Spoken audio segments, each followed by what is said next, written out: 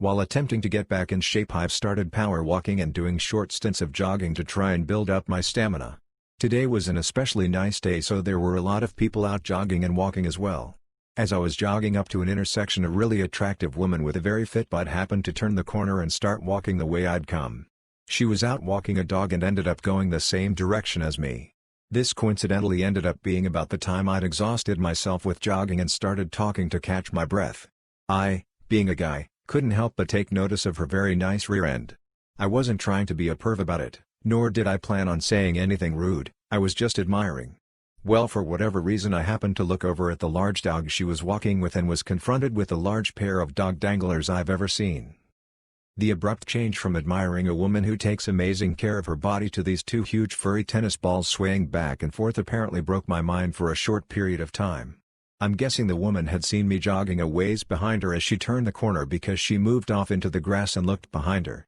I imagined to let me pass, assuming I was still jogging and not realizing was now walking at the same pace as her. She saw me looking down and I could see her scowl a bit, thinking I was staring at her butt. Which in all fairness I had been moments before. However, at that moment what she caught me staring at was her dog's obscenely large balls, with what was probably a mixture of shock and awe. Her scowl immediately faded and she started laughing so hard she had to stop walking because she almost walked into a street sign. Was at a complete loss of how to respond and was tempted to say I was looking at her butt, as if that would somehow help me salvage my dignity. She eventually regained her composure. I blurted out some sort of apology and used the newfound adrenaline to jog most of the way home. But that's not all. Later in the day I ran into her again, as she was entering her apartment, in the same complex as me. As it turns out, she's one of my new neighbors. FML. And #X200B. TL. Doctor, I was going for a jog/walk and ended up behind a beautiful woman who caught me staring at her dog's huge balls. I recently came across this case that I had never heard of and realized the case is almost never talked about. I couldn't find a single mention of this case on this sub at all, and there are very few articles written about it. Susan Adams, 42, and her husband Tom both enjoyed the outdoors and venturing around on trips. They had spent months research and planning a trip near the Idaho/Montana border, where they had paid and arranged for a tour company to help them explore the wilderness there. They met with tour guides who took them to the base camp. Because Susan wasn't as adventurous, the plan was for her husband and a tour guide to take an overnight hunting trip further into the wilderness, while Susan would remain at base camp. On September 30, 1990, Susan reportedly told the chef at base camp that she was going to do a short hike to a nearby meadow so she could bird watch. Her husband Tom arrived back from his hunting trip later that day and learned Susan had taken a short hike to bird watch. However, as evening approached, he became worried when she didn't return and decided to hike to the meadow to find her. Tom stated he hiked towards the meadow and followed her footprints. However, just before the meadow her footprints abruptly ended, as if she had suddenly vanished at that point. Tom and the tour guide searched for Susan into the night, but found no trace of her. The next morning one of the guides rode a horse back to town to alert police. Police made a number of search attempts, but other than some prints that may have been from her, they did not find her or any of her belongings or clothing. Several theories have been presented, the first being that she simply became lost or injured. However, some discount this because of the sudden end of footprints, the fact that a major search of the area was conducted, and the fact that she was simply walking to a meadow to watch birds, not going off on a long dangerous hike. Second, some point to the chef at base camp, the last person known to see her, who claimed Susan told him she was going to the meadow to bird watch. Some speculate he may have harmed her and then disposed of the body elsewhere, which is why nothing of hers was found in the meadow. Third, some point to her husband, saying that perhaps he found her in the meadow still bird-watching when he went searching for her, got into an altercation and killed her there. Although many discount that for a lack of any real motive and no evidence of an attack. Lastly, some speculate that a wild animal attacked her or even that aliens kidnapped her. While a wildlife attack could have certainly occurred, some say it is odd that an attack like that would occur in the middle of the day near an open meadow with no signs of any attack. So what do you all think? Which theory do you think holds the most water? Source. Returning to work has kind of reminded me of this. This happened at least a year ago, sometime in the summer. It's a bit of a paraphrasing of things, because my memory isn't always the best on specifics. My town is a bit of a tourist attraction, especially downtown. So we're used to getting tourists during the season, and sometimes they stop in the store for this and that. The benefit of being an international off-price store, I guess. Anyways, Sometimes the out-of-towners will ask for directions, or recommendations for places to eat. The visiting parents of the university students do that too. It's something I can do, so it's okay. The time a lady asked about tourist attractions though? That took me by surprise. The store is located in the suburbs, quite a drive from downtown and all the attractions. And honestly, it had been a long time since I played tourist in my own home, like, why would I? I live here, so I don't really know the tourist information. But trying to help customers is part of my job description, so I suggested some of the typical tourist attractions. No reaction. It was like she was waiting for me to pull out some personalized planned itinerary just for her. Acutely aware that I probably had towels to fold, there are always towels to fold, I politely told the lady that for more up-to-date information, she should probably go to the Tourist Information Center. But what about my children? What things are there for them to do? Me, internally sighing, ma'am, I don't have children, so I'm sorry but I don't know. But the Tourist Information Center will have the information you're looking for. I told her where to find it downtown, and then somehow made my escape, I think by pretending I was being called over the headset or being actually called over the headset. Did she go to Tourist Information Center? I don't know and I don't care. I'm just kinda miffed that someone would think to bother a retail worker about tourist info. Like, I'm pretty sure most people don't know that kind of information for the places they live. So, why? Anyhow, enjoy the read. I was having lunch with a friend at our favorite restaurant. The restaurant's patio shared a border with a walking/bike path. Dogs were welcomed on the patio, so my dog was with us. He's a very friendly dog, and loved the attention from the waitstaff and random people walking by. My friend had gone inside. And shortly after, I noticed a man standing on the walking path, not looking in my direction but also not moving. I didn't think much of it. About a minute later, he was doing the same thing, only slightly closer. This went on for about 3 to 4 minutes with him acting like he didn't notice me, but moving closer and closer to where I was sitting. He was about 15 feet away when I got really nervous.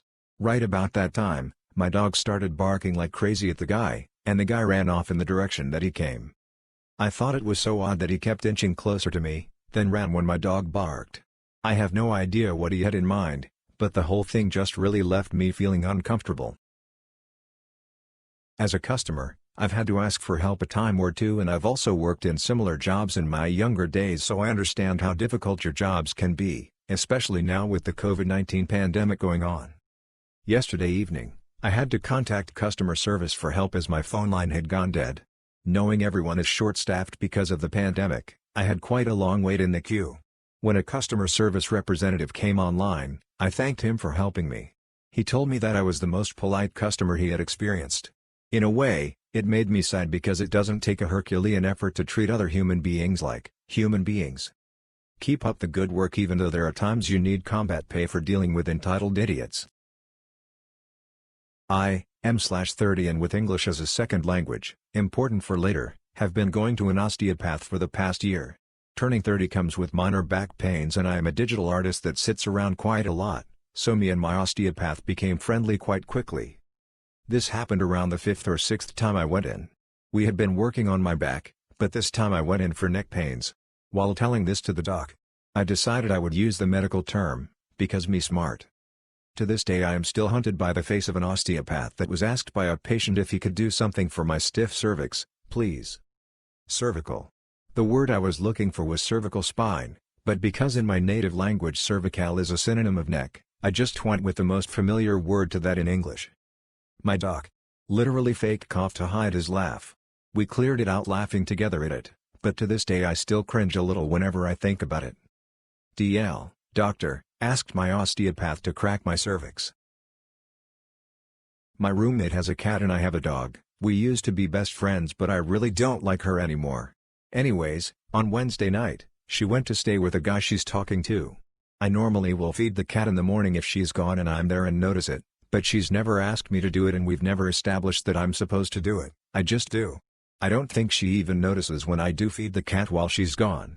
She came back Thursday and told me the guy was going to come to our town that night and take her out to dinner. I left to go to the gym and when I got back, she was gone. I have her location on my phone since we're friends and she was at the guy's house. She knew I'd be gone all weekend but I figured she'd come back Friday. I fed the cat Thursday night. Friday, I was in a rush to get all of mine and my dog's things together and squeeze in a workout before I headed to my mom's house. I didn't even think to look at the cat's bowls, but I figured my roommate would be back that day, as she didn't tell me she was going to his house at all anyways. There was no communication. She's staying the night at his place again, Friday night, and he's having a pool party tomorrow where there will be drinking, so I'm worried she won't come back till Sunday. The cat doesn't have access to any toilets or anything else to drink out of, and he needs fed more than once a day. This guy lives an hour away, so it isn't a quick drive for her to go check on the cat, and I don't think she's even thought about it or remembered him. I feel bad for not feeding him before I left now, and I worry he's starving and upset. Frown. 2 calls. 65-year-old. I can't hook up this equipment. I'm in my 60s. Your technician was supposed to do all this for me. Me, it's a self-install. All you do is cut off. I'm not doing all that. You were supposed to send me a technician. Compared to an 85-year-old. Me, provides instructions for something mildly technical. Them, I didn't even grow up with this stuff. It shocks me that I can do all this now. That's plugged in. What do I do now? Completely different mindset from the 2 generations. And I see it every day. This is my grandfather's story. He enlisted in the Navy towards the end of World War II. This farm boy from Idaho, who grew up using steam-powered farm equipment in the 1930s, was sent to the big city of Chicago for training. He never saw action though, as the war ended while he was finishing up his training in Chicago. We've all seen that famous picture from Times Square in New York City about the celebration on VJ Day. Grandpa said the celebration included lots of such kissing everywhere.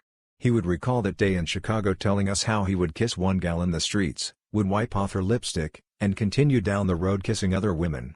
In the end, he had 21 different colors of lipstick on his handkerchief and a spot of blood from one nurse who bit his lip, she kissed him so hard. My tiny grandmother would blush beside him when he'd tell the story. They wouldn't meet for 4 more years, after he spent a year at Midway and then 3 years as a Latter-day Saint missionary in post-war Denmark. He kept that handkerchief folded up with his old uniform in one of the barrels that formed the base for his workbench in his woodworking shop. Occasionally he'd pull the workbench off of the barrels, pull out that handkerchief, and sit quietly in his workshop fondly recalling that day. He passed a few years ago. I miss him dearly, but always have a laugh when I remember him telling this story. Did he find his kids? Vice made a documentary 9 months ago while his search was going on. In short, after he moved to America with his wife, the wife went too deep on the internet and turned radical. She started hating the Western culture and made her mind to leave US ASAP. Knowing that her husband wouldn't agree with her, she flew away with her son and daughter to Syria. After several requests made by the father to the FBI, they finally found a lead in Syria. He went there with the Vice team, where he learned that his wife got killed in a drone strike by US, but several women said that his kids were alive. As the ISIS has left the area, the members of the caliphate now live in enormous clusters of makeshift tents where it's extremely difficult to find a specific person, let alone 2 kids with no parents. Until the making of the documentary, he didn't find his kids. This happened 3 years ago. My BF/so and I started dating, and I had been renting somewhere while he lived with his family, parents, sister and brother. BF is oldest, sis is my age, 1 year younger than BF, and brother is much younger than us. Naturally, I started sleeping over and all was well. My BF's mom eventually gave me a shelf thing for my clothes so I wouldn't have to live out of a bag. As a quick background, my BF's family are very close, too close in my opinion. Despite him being well into his 20s, he was expected to go to every single event to which his family was invited and expected to do anything and everything his parents asked. They were lazy and he had to take care of his little brother. In other words, the first few years of our relationship, I had to leave my apt and I lived with him and his family because he was expected to do everything his family did and I wanted to hang out with him and spend time. Call me naive and in love, lol. His sis, same age as me, 23 at the time, had a BF sleep on her bedroom floor one night and the parents were not happy. I had been living there by then. You know how it goes when it comes to sons v. daughters and sleepovers. The parents threatened that I would have to move out BC. They're not okay with the sister having boys over.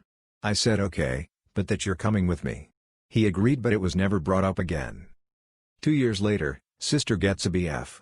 Her BF begins to sleep over and all is fine for like another year or 2. So I'd been living with my BF and his family for like 4 years by now. I'm graduating with my degree in my career field, Post-bachelor, BF and I have plans to stay for another 6 months to make money and move out. A month before I graduate, my BF tells me his parents told him and his sis we don't feel comfortable with your other halves being here with, little brother, being around. And they blame it on religion. Despite their marriage being 3 years after having 2 kids? But they reassure my BF and his sis, oh but you two don't have to move out, we moved out the next week to my brother's house and didn't see them for 3 months. They were shook. They had a big blow up at a barbecue with my BF, awkward AF, about how my BF doesn't love them and he ditched them. His response: "You kicked my GF out, what did you expect? She left, and so did I." To start off, I work for a company that starts with W and ends with Mart. One morning I was working freight in my department, lawn and garden, from the truck that came the afternoon before when a lady comes up to me asking where the bikes are and if we have any in my area. Our bike assemblers build bikes on the patio area of my department, so sometimes we have bikes sitting around. I told her that we don't have any in my area, and assuming she already checked Sporting Goods, the department where bikes are usually sold at, told her that we didn't have any assemblers there that day, so the most I could do was sell her one still in the box. She asked if we keep them anywhere else, so I took her over to Sporting Goods and showed her the bare shelves that the completed bikes are usually on. Her response was, "I don't see any bikes here, or where are they?" To which I replied, "It appears we're all sold out." Her reply to that was, "Okay, so where are the bikes?" To which I said that we didn't have any in the store and I don't know when we're getting more built, to which she replies, "I get that, but where are the bikes?" To which I said there are none. We went back and forth with this at least 10 times before she grunts and goes, "Okay, where are they usually kept?" We were literally standing in the aisle with all the special racks for holding them, so I genuinely have no idea how she missed that, so I showed her the labels and as she was looking I quickly made my escape. The stupidity of some people.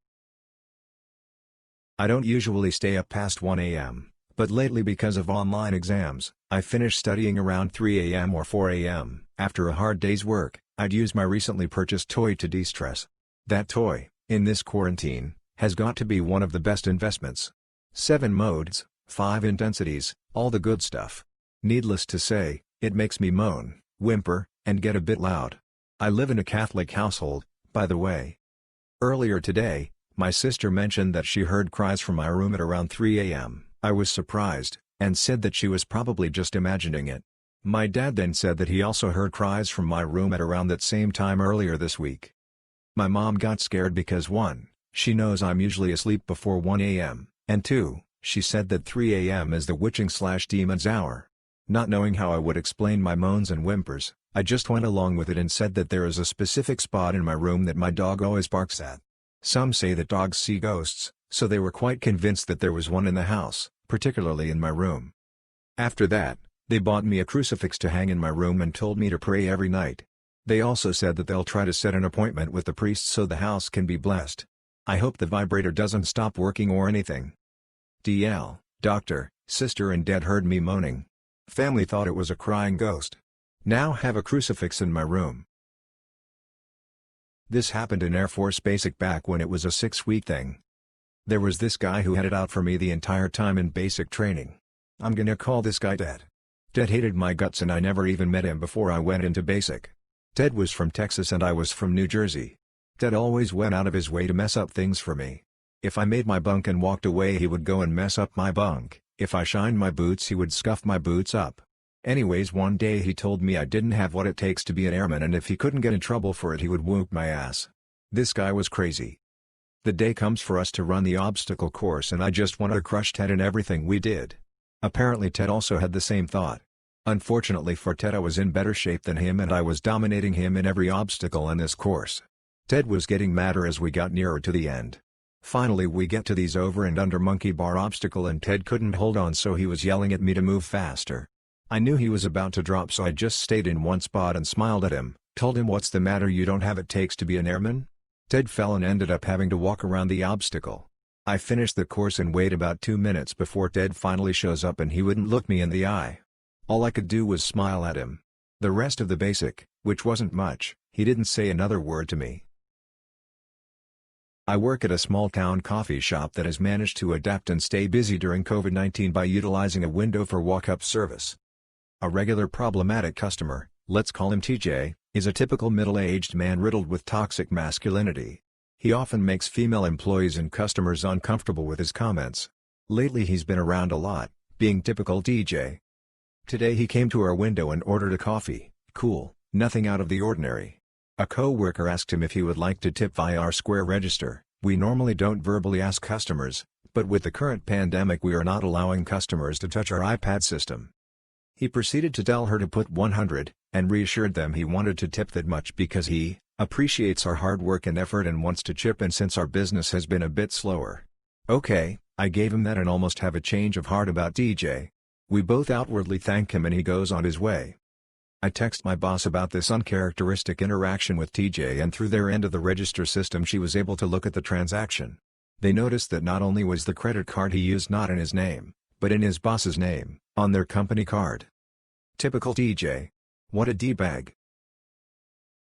I once experienced a Karen who got so extremely mad at one of my co-workers, because how dare we have a discount sign up for a pack of butter, that we had just run out of. We had just sold the last pack of the discounted butter not even 2 minutes before she came, so she demands to speak with the store manager, who simply told her that we had run out of it, and that we may or may not have some in stock again in a few days. She wasn't exactly happy about that, so she ended up leaving pretty quickly and told us that she wouldn't be shopping there again and that we were the worst store in the area. But after she left, the store manager decided to place a new discount sign for the same brand of butter, just smaller packs of butter, so people could buy the same amount of butter for the original discounted price.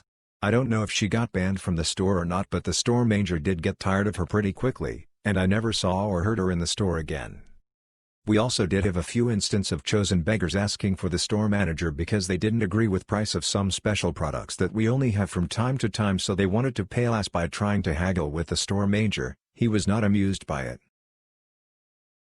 First time posting, currently a EMS dispatcher for a private ambulance company for 3 years now. We take some calls, however, they're usually seizures, psych, and falls. This one? Probably should have been psych, but unfortunately she wasn't the patient. This call happened in my first year, while I was pretty fresh and didn't understand the power of controlling a call. And #X200B. Me, okay. Tell me exactly what happened. CLR, yeah, my mom fell in the other room. You know we have her locked in there right now, but yeah, she fell and I think she may have hit her head. Me, okay, are you with her now? CLR, well, you see, she has dementia, and we live in a new home, so she is locked in there. You see, we can't have her wandering because of the bears that are around here. Me, have you gone to check on her yet? CLR, no. I can't unlock her door because she will get out and the bears will get her. Me, can you please go check on the patient? CLR, yeah, I think she might have hit her head. It sounded like she hit the end table. That's what woke me up, but even our big dog, insert large dog brand, is afraid to go outside because there are bears here at this new house. Please send the ambulance, but make sure they get in and out quick because the bears will get them. Rinse and repeat for literally every one of the 10 questions involved with a fall. I was essentially working with a third-party caller as she flat out refused to unlock her mother from the room until the EMTs got there, let alone even go look at her. And #X200B. I kid you not, I heard way more about these bears than I ever got out of her regarding her fallen mother.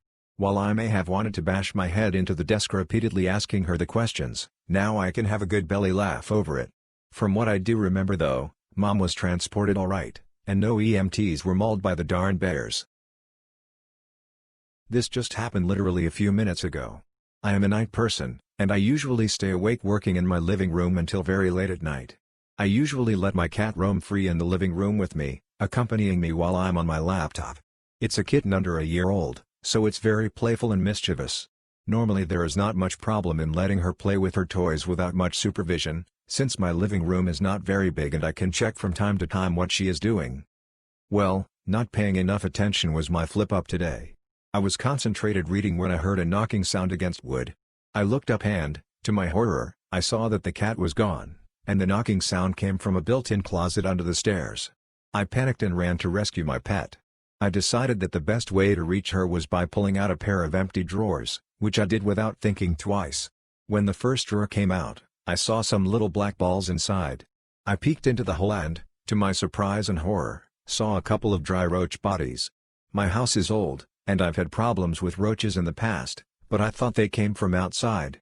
Now, thanks to the cat, I've discovered that the nest is actually inside my stairs. I decided to clean up what I had found after taking the cat out, and figure out how to get rid of the roach plague tomorrow. After making sure my cat was fine, I went for broom and dustpan. I came back to find that my dear cat had decided dry cockroach bodies were ideal toys, and was rubbing and playing with them. I just couldn't. I have a phobia of these bugs, and now I not only have an infestation in the midst of quarantine, but also a filthy cat covered in old remains of roaches. TL, doctor didn't pay attention to the whereabouts of my cat. She went behind a built-in closet. While rescuing her, I discovered a roach infestation and, after leaving the cat once more unsupervised, she decided to take a bath of dry roach bodies. I read about a John Doe case about a year ago. I believe it was on Doe Network, but I'm not really sure. I don't know if anyone would remember this, but it doesn't hurt to try. The victim was a young man who had been murdered. I remember he was found wearing pricey jewelry and formal dress clothes. He was shot, most likely in the chest. There was some confusion about the age of the victim. At first investigators thought he was around 30, but then discovered that he might have been younger. He was white, maybe with brown or blonde hair. The victim might have been dumped into a body of water after death, but I'm only 50-50 on that particular detail. Investigators thought that he could have been an organized crime and murdered because of that. I'm pretty sure it was pre-2000. Sorry if that's not a lot of detail, but that's all I can remember. Link to Doe Network so this doesn't get deleted. Edit: this is the Doe Network page. He was actually younger than 30, the actual age range was 15 to 20. I got mixed up because he was originally thought to be 30 to 45. Short one here. I was the Karen, is it Kevin for us guys? Today I had to get tires put on my car as the back two were down to the wire. One actually did let go yesterday on the way home. They were wearing out on the inside where I couldn't see. Outer tread looked worn but not all the way flat. Anyway, I go to a Walmart next town over, about 30 minutes one way, because they were the only store within an hour drive who had tires in stock that would fit. Walked in, saw a lady who looked like she worked there cleaning up a cart. The Walmart in my own town has people who stand there cleaning carts for customers, so I naturally figured that's what she was doing. After about a minute, with her getting really deep into cleaning this cart, guess she realized I thought she worked there. She asked if I was waiting for a cart, then pointed to the corral of carts and said she doesn't work here. We laughed, mine was awkward, I apologized, then went on my merry way to buy a set of tires. Writing this at the tire shop as they are put on my car, Walmart would sell me the tires but not install them. I love crafts and can often be found at my local craft store buying art/crafting supplies. Years ago, I ventured into candle making. This was a short-lived hobby but one that I thoroughly enjoyed. As I said in a previous post, I often get stopped and asked questions by random folk who think I am working wherever I am. I was dressed in a t-shirt and jeans, nothing spectacular. I was leaning over and very absorbed into the different candle making supplies. My cart already had a ton of wax, wicks, sensect. A lady came over and started asking me questions. I just stared at her until it dawned on her that I wasn't wearing the signature red vest. She innocently said, "You don't work here, do you?" I smiled, told her no and that I was a beginner to candle making myself, but would be happy to share what I knew. So I proceeded to go through the aisle, explaining the different options and supplies. We parted happily, her to begin a new adventure and me to light some flames. Smile. Finally, a story. I was at my local bakery yesterday morning for some amazing cookies they make fresh daily. As I was placing my order, I overheard a man loudly complaining about Free Donut Day. He kept explaining every day is now a holiday. This is so ridiculous. The ladies working were just like, is he for real? I spoke up because I love free food, especially free donuts, and said it's awesome to have so many holidays. He just glared at me, paid and stomped out. I got a free donut with my cookies, so I happily shared it with my family. I have never met someone offended over a free donut. Obligatory, not exactly today, but I got the news of the consequences of the FU today, so I think it counts. A few days ago, I was out on my porch, when I heard my dog barking.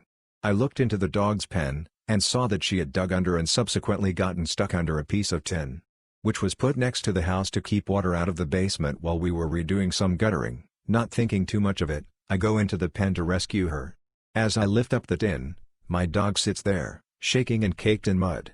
My mom, who is still on the deck, asks me what's that. Next to my foot was a possum. I scoop up my dog and rush her into the house to look for puncture wounds while my mom calls to make sure the dogs are up to date on their shots. My mom also calls someone to come dispose of the possum.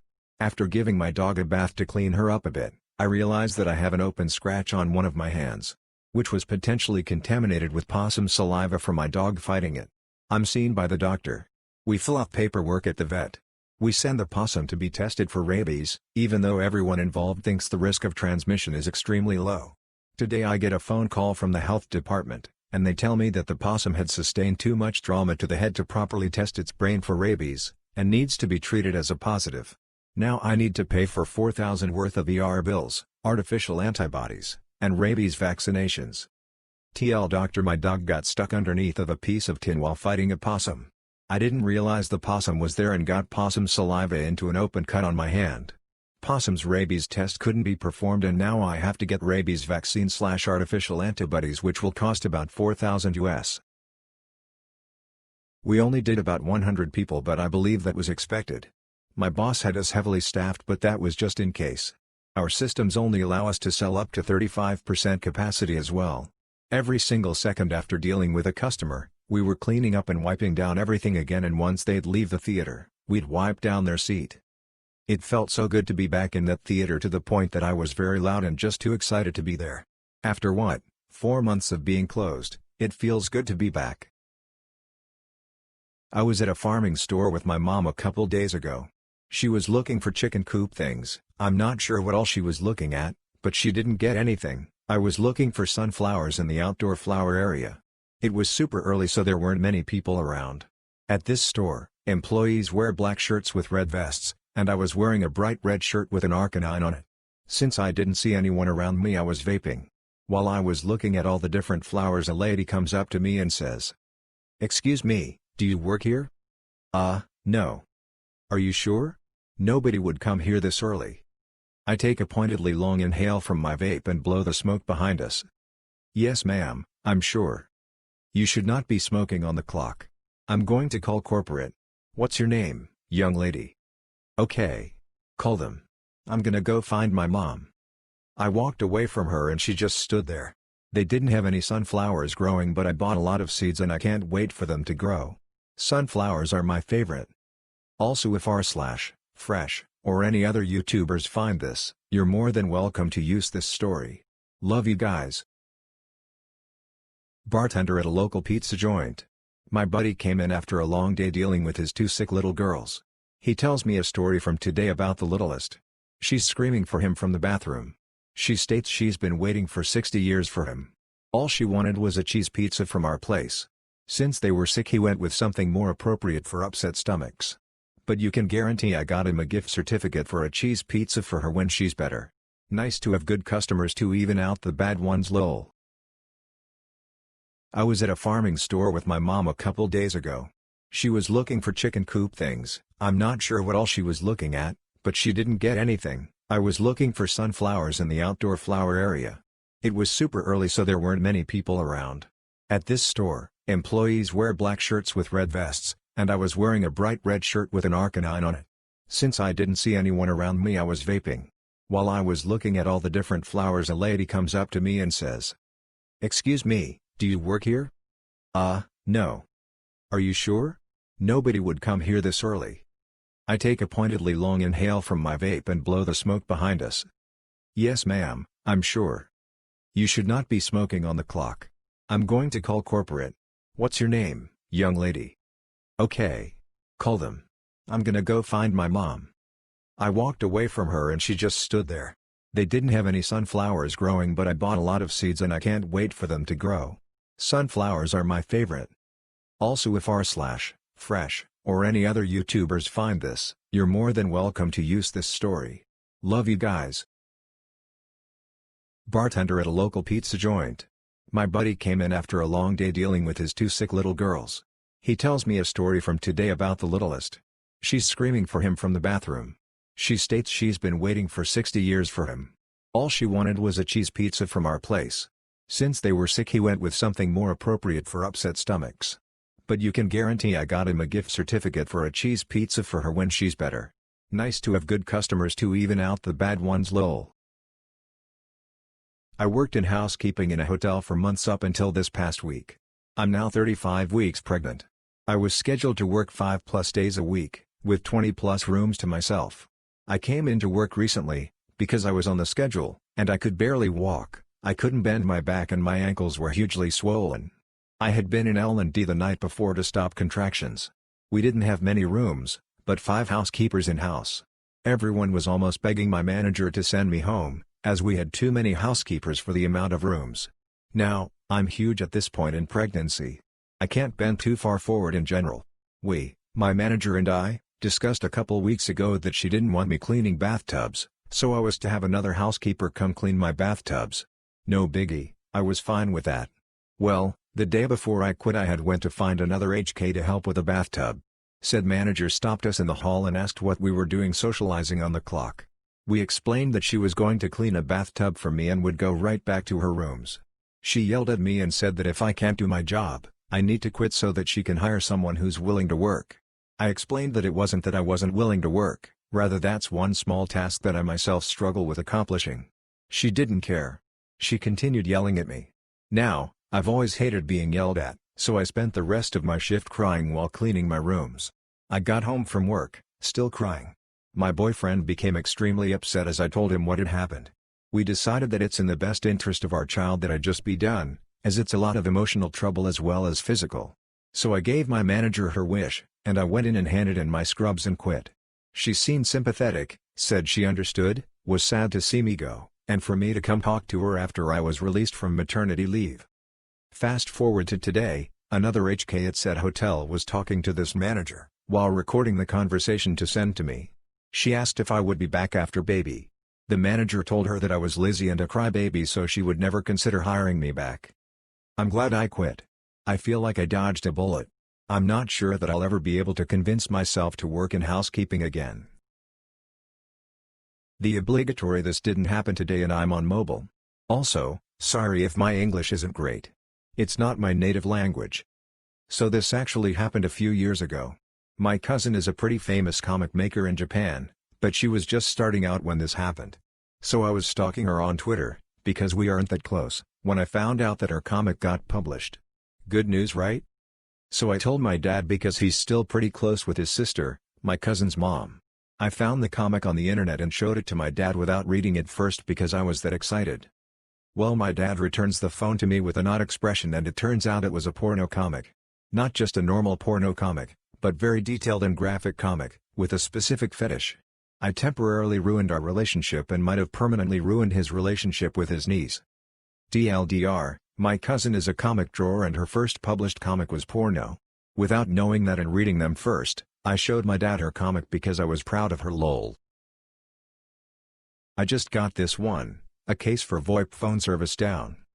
Their help desk reports the phone must be defective, it won't make or receive calls. I call the alternate, cell, number and ask the end user what they see on the phone screen. It's blank, nothing is showing up on it. iFix, okay, that means the phone set is off, or dead. Please hold down the power button. But I already did Oh wait. I see a light on it now. iFix, okay great. Now what is showing on the screen? The screen is still blank, but the light indicator is blinking. iFix, okay that means the batteries may be dead. What happens if you place it on the charging cradle, does the light turn solid? No, it doesn't, and I already replaced the batteries, but it still doesn't work. iFix, what kind of batteries?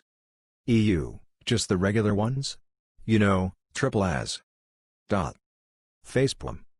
iFix, I'm sorry, that phone cannot use regular 1.5V batteries.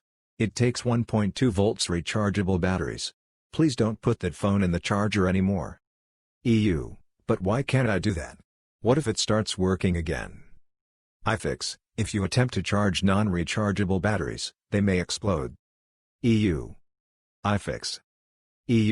Oh. iFix, we'll get with your help desk to get new, correct batteries out there, but you may get the phone working today if you get the correct batteries. Okay great, thank you. TLDR, user attempts to replace rechargeable batteries in phone with regular batteries, then charge them. I'm new to this case, so I apologize if this has been discussed before, but I have seen speculation that she was lured to the shed, or that the photo of the little girl found in it was from the person who abducted Asha. The first motorist spotted her around 4 a.m. walking down the highway. When he drove back and tried to speak to her, she ran off into the woods on the Turner property. She then walked 600 feet uphill to the shed where the items belonging to her, and the photo of the little girl were found. The fact that she only entered this property, and thus the shed, because the motorist stopped to try to talk to her, indicates that she didn't have a plan to actually go the shed. The second person who spotted her walking on the highway spotted her at 4:30 a.m. This shows that she left the shed and continued walking back down the highway. This also seems to show that she was in the shed alone and that the photo of the little girl was either there before and unrelated to the case, or that it came from Asha herself. It is extremely unlikely the abductor was in this shed. It's also interesting that nobody spotted her until she was 1.4 miles from home, although it's possible this is just where she began walking on the highway when the first motorist spotted her. Also, another note, a lot is made about this library book that was found in her book bag a year and a half later, from her elementary school but did not belong to her. If Asha had been planning to leave for a while and was packing things that were important to her or that she liked, such as her favorite clothes and candy, it's possible that she stole this book from the library so that she could keep it, with the intention to bring it with her on her journey. I've seen a lot of people speculate that because it came from her elementary school that the abductor must have a connection to the school, but I haven't seen anyone float this possibility. More information. I am 14. I am a certified referee in my state. I know the rules as I've played by them my whole life along with taking the officiating classes. At our park district, no headers for ages below 11. But in U12, it is up to the referee's discretion. So if it's a small tap, it's okay. That is exactly what happens. So the coach behind me screams at the top of his lungs there are no headers in U12 5 to 16 times. I ignore him. Though I could eject him. It was last game of the season and I didn't care. After a bit of yelling, he says fine, go duck yourself then, which I turn and tell at him for saying in front of U11 kids. I wish I sent him away or ended the match. Sadly I didn't do much and my partner is a longtime referee, officiated my matches as I grew up, and he is deaf. So he has no idea what happened. The person who runs Park District in my area has been informed and is taking action. Hello. For those of you who have been working in the design industry for a while now, did you have trouble deciding what type of designer to be? With so many different design career paths to choose from, how did you make your decision? I just graduated with a bachelor's in design and am having trouble determining what design career path I should focus on. My degree was broad, with classes in design thinking, visual communication/graphic design, industrial/product design, and interaction/web design. I also took several classes in fashion design and studio art, printmaking, painting, sculpture. I had fun taking classes in so many different disciplines, but now that I've graduated and am looking for a job, I feel like I should have just chosen one thing and stuck with it. I've been working as a freelance graphic designer throughout college and also did multiple internships spread out among different types of art and design. I love all things design and feel like my dream job changes every month if not every week. My portfolio is lacking because I can't focus on one type of design and mastering its necessary skills. I live in a city with lots of tech companies, so most available positions are UI/U.X. Making apps and websites doesn't really appeal to me compared to other more hands-on design jobs, but it almost seems like the only option right now. I would like to move in the future but don't see it happening this year due to COVID-19. Should I focus my time on creating a solid UI portfolio right now and get a job doing that for the time being, even if it's not what I'm most passionate about? I feel like I could always develop other design skills while having a UI job if I want to switch careers and move in the future, when things are more stable. Thank you for your thoughts and stories about your own career path. I appreciate hearing from anyone who had a similar struggle choosing their career.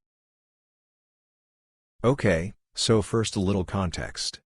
I, 20F, have lived with my parents in the same house my whole life. Up until last year, we only had one bathroom. Even now, our new bathroom downstairs is mostly only used by guests. Because of this, we never locked the bathroom door when taking a shower in case someone needed to use the bathroom while we were in there. This worked out perfectly fine because we usually left the door open if no one was in there, so it was obvious when it was occupied and everyone knocked first. Up until this month. We recently got a husky and my father has started to bring him into his home office while he worked. The office is a couple rooms away from the bathroom and the dog really likes sneaking out and eating whole rolls of toilet paper. Therefore we have been keeping the bathroom door closed at all times so he can't get in. Regardless, at least I have been knocking before entering. Cut to this morning. I get up early before everyone to let said husky out, and this morning I decided to take a shower after our walk. Habitually I did not lock the door. After I had just gotten out of the shower, dried off, and was doing my self-care routine, completely naked, my father, who had just woken up, without warning just opened the door. There was what was probably a second or two that felt like an eternity where he was just standing there in his boxers and I standing there buck-ass nude until I panicked and yelled occupied. He just shut his eyes as tight and as fast as he could and turned around and left. I have never been so mortified in my entire life. I think we both saw more than we ever wanted to see. Now, it is so awkward as we aren't making eye contact, and when we do we both share this look of let's pretend that never happened. I have been hiding in my room avoiding my parents all morning trying to recover from my embarrassment. DL, Doctor, I didn't lock the bathroom door while I was taking a shower and my father accidentally walked in and saw me completely naked. Received a hot schedules message sent out to all staff. As we are beginning to open 20, we are calling for all hands on deck. We understand if you choose not to work due to unemployment, we cannot promise your position here at 20 once everything opens up. Please feel free to reach out to myself or 20 via text or email if you would like to return back to work. It sounds vague in that they don't threaten to yank unemployment, right? It makes it seem as if it's optional to come back or just stay on UI. State is Maryland. I know that if you're offered work and refuse it you can lose UI benefits, but it seems like there's a nuance in my case. Shouldn't they call or email me with a more direct return to work notice than a you call us, for their own unemployment purposes? As of next week they're scheduling about 5 servers/bartenders out of the 35 we had prior to closing. What do you all think? I'd 100% rather not go back.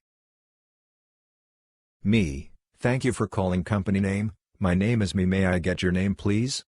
Karen, yeah it's Karen last name. Me, proceeds with the whole verification process thinking if this Karen is not going to get a manager then I'd be completely disappointed. How can I help you Karen? Karen, yes. I need to get a replacement check for the one I received in April. The bank I went to said they won't cash it any longer. Me, we'll see what we can do here. Let me review the check real quick. Just one moment please. Pulls up check and sees it is currently registered with no holds to it or anything. In fact the check would not go stale until the next month so there isn't much we can do on our end here but just advise Karen to try other cashing stores. And even if it got voided we would have to refer them back to the institution that the check was for her financial aid, came from originally. Well, the check is still currently registered and does not have any stops or holds to it. As long as you have the merchant call us back here so we could verify it in our system then there shouldn't be any problem. But since you mentioned they won't be able to cash it any longer, I do suggest you try other cashing merchants instead. I can assure you as long as you have them call us back we'd be able to verify it to be cashed. Karen, they are the only cashing store around here. Why can't you just send me another replacement check? Me, explaining to Karen how we could not just issue another check and that if she would like to, she'd need to request it directly from her institution and not from us since our company is only a third party. Karen, can I speak to your manager? This is ridiculous blah blah blah. Me, no problem, I'm more than glad to transfer you to my supervisor. Transfers to supervisor. My first over-the-phone encounter with the real Karen definitely did not disappoint Lamau, but I'm glad it was over real quick. Good riddance Karen, waving hand. Not me, but witnessed my bar manager go through this. Customer, excuse me, I've been waiting ages and you served everyone except me. Bar manager, I'm sorry love, what do you want? C, I'm not your love. Stares. BM, I'm sorry, can I get you anything? C, I think it's awful how you ignore customers who have been waiting for so long. BM, I didn't realize you had been waiting so long, what can I get you? C, well, I think this is awful, 5 people must have come after me and been served. BM, I apologize again, I'll get you your drinks now, what would you like? C, for free? BM, sorry, I can't do them for free. C, why not? I've had to wait for so long, it's the least you can do. BM, I don't think it works like that, do you want any drinks or not? C, of course I do, why do you think I was waiting at the bar? But I don't think I should have to pay. BM, You can either buy a drink or stand away from the bar. I'm afraid that's all we can offer. C. Fine. But I don't want you to serve me. BM. Why not? C. Because you're incompetent, you don't know what you're doing. BM. Well, everyone else here didn't serve you fast enough either. What difference does it make who pours your drinks? C. Well, I've just said, anyone but you. Now get somebody else. BM. Well, the other staff are busy mixing drinks, so you'll have to wait if you want them. C. Are you kidding? Flip you. BM. Flip me? I'm sorry, I'm going to have to ask you to leave. Commence ranting and shouting, followed by the bouncer escorting her out. This happened less than an hour ago in our local grocery store, and I'm still embarrassed. My husband had brought some unappealing-looking bananas to the carriage, and I decided to switch them out. He called after me, "Want to do fondue tonight?" Because we regularly make homemade fondue with sliced bananas and other fruits for dessert. I yelled back at him from a distance, "No, we can't do fondue tonight because you're sick." The backstory is that he had been eating a bunch of chocolate at home just before we went to the store, and had awful acid reflux at the time, which is what I was referring to when I said that he was sick. He has such a sweet tooth that part of the reason we were at the grocery store was to replenish his stock of Ben & Jerry's, so a little acid reflux wasn't going to deter him from eating more chocolate later. Anyway, at least one couple overheard me saying that he was sick, and they looked quite shocked and upset. I don't blame them. Naturally, we ran into them several more times in subsequent aisles. TLDR, my husband had made himself sick from eating too much chocolate before we went grocery shopping. I told him loudly in the store that we couldn't do fondue tonight because he was sick. I was at the table tennis club yesterday that was closed for a long time because of COVID-19. When we came, they told us there's strict rules in our small group outside of the building. When we got in, we each got a ball that was marked as ours. Only we touch it. When a ball rolls off, gently kick it back. Then we started playing and my partner shot the ball hard. He missed and it hit my hand. The trainer told me to be more careful from now on with a dead glare. Ouch. Everything was fine. After and a half hour later he came back to our table. He asked us something and my partner missed a shot and out of reflex I catch the ball. My trainer looks me in the eye and told me to drop it right now and sanitize it after picking it up with a glove. Ouch. I did what he told me, and when we had played more, he told us to stop, make a break. People catched their balls in the air. I did too, thinking it was mine, but surprise, we forgot to change after the last point. I'm suspended of the team. DL, doctor, accidentally brushed, held and catched my partner's table tennis ball. Only he was allowed to touch 3 times, getting me suspended off the team. This happened about 6 years ago. When I first got Minecraft Pocket Edition around 6 years ago, these were the days of Nether reactor cores, finite 256 by 256 worlds, and many different item duplication glitches. The first world I ever created was in Creative. Found a nice spot with quite a large beach next to some water, started building my first house. To this day, whenever I think of this house, the nostalgia and the memories it brings back are overwhelming. About 6 months later, I still only had 2 worlds, my first house, and my first survival world. Then, I heard about this cool seed, Nyan, anyone remember? And decided to give it a try. I must have done something wrong when entering the seed, as it wasn't anything special. Onto the FU. So when I was going to delete the Nyan world, I clicked the delete button, and I vividly remember the extra screen, "Are you sure you want to delete this world? It will be lost forever." A long time, so of course, I clicked yes, and moved on. The next day, I noticed that the Nyan world was still there, my first survival world was still there, but my house was missing. I don't need to explain what happened. To this day, I still feel horrible every time I remember this sequence of events, and I am still reminded of all the memories I could have kept had I deleted the correct world. To anybody who just got Minecraft, or is planning to get Minecraft, please, never delete your first world. Never. No matter what happens. You will come to regret it. TL, Doctor accidentally deleted my first ever Minecraft world. Regretted it for the past 6 years. TLDR, thousands of shop-level employees got laid off based on a computer algorithm the corporate office designed that doesn't factor in seniority and gives preference to certain employees. Store managers and corporate office employees were not affected at all by these layoffs. Please feel free to ask me any questions, I have lots of free time now. And #X200B. I work at it at Take 5 Oil Change, Same thing as Jiffy Lube, for 5 years and was terminated yesterday along with 1,000 other lube techs. All the stores only have 1 to 3 people working there now. Nobody at the corporate level got let go, all the store managers are still working, and the rest was left up to a computer algorithm.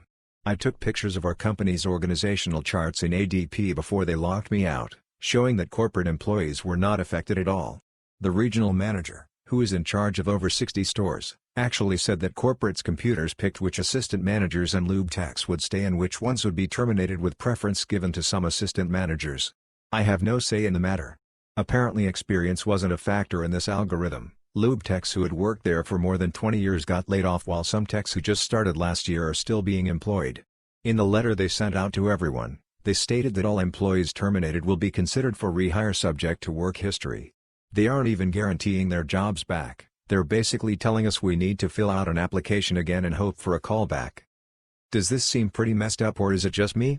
How can a company lay off people so easily without care? It sounds like they are using the current events as an opportunity to clean house and start fresh with new people once things settle down. I can't imagine a company anywhere that lets a computer tell them who can stay and who can leave during a layoff. I think what bothers me the most is that I know very well the expendable shop-level employees are only getting laid off so the company can afford to pay the management and corporate employees. They still have 10 employees on payroll making $70-80K a year for unit growth and development. This company is not doing any growing or expanding right now, couldn't they let some of those people go? Thank you for taking the time to read, I just really wanted to vent my frustrations. If what they are doing isn't illegal, then it is certainly the shadiest thing I have ever come across. Hi everyone. This happened about a year ago at a restaurant in basically the middle of nowhere. My grandparents live in this really small town and we had to drive about 30 minutes to even get to a restaurant in the store. We had went to the restaurant first that day and I had my 6-month-old son with me and just enjoying lunch with my grandparents. Nothing out of the ordinary. Until this man walks in and sits at the bar which was to the side of us. My son was laughing and babbling just normal baby stuff so I didn't really think anything of it when the man looked at us. So for about 30 minutes this guy just keeps taking peeks at us and I just knew he was mainly staring at me or my son. I started to feel weird about the whole situation because of how much he had been staring. Next thing I know he walks over to our table. Now I would have just been polite and tried to cut the conversation short and leave as soon as possible, but my grandparents are very friendly and I don't think they really saw or felt the way I did about this man. So he ended up sitting with us and the rest of the time just staring at me even as he talked to my grandparents. Then he started asking me personal questions about me and my son and I would try my best to keep the answers short and not give much information to him. This guy literally just kept on and by his facial expressions I could just tell he knew I was starting to get freaked out by him. Finally when my grandparents were done eating and my son was getting fussy, the guy stood up and told us goodbye and walked out the door. I saw him start walking towards the direction of my car, which there was only street parking and you can tell which car was mine from the car seat and the baby on board sign. I know it was probably just really bad anxiety on my part, but I just was so nervous cause I'm sure he had seen my car and I didn't know if he was going to try and follow us. Thankfully nothing came out of this. But it was definitely creepy. So weird creepy guy at the restaurant, let's not meet. I have a lovely little chocolate lab we named Coco, very original, and she's always loved peoples and always jumps all over them and gives her kisses. Well, the other half wanted to mow the yard and he realized that we ran out of gas for the lawn mower. So he asked me if I would go to the gas station to get some gasoline so he could mow the yard. So I hop into our van and noticed that Coco got all excited and started jumping onto the side of the car. So I asked her if she wanted to go for a ride. So I opened the door to the van, she hopped right in. She was so happy and excited. It was a nice day out and the heat wasn't too bad, so I rolled the windows down to get some air. Not a worry in the world was on my mind, just ready to get the gasoline for my sweet husband. Then all of a sudden, Coco starts freaking out.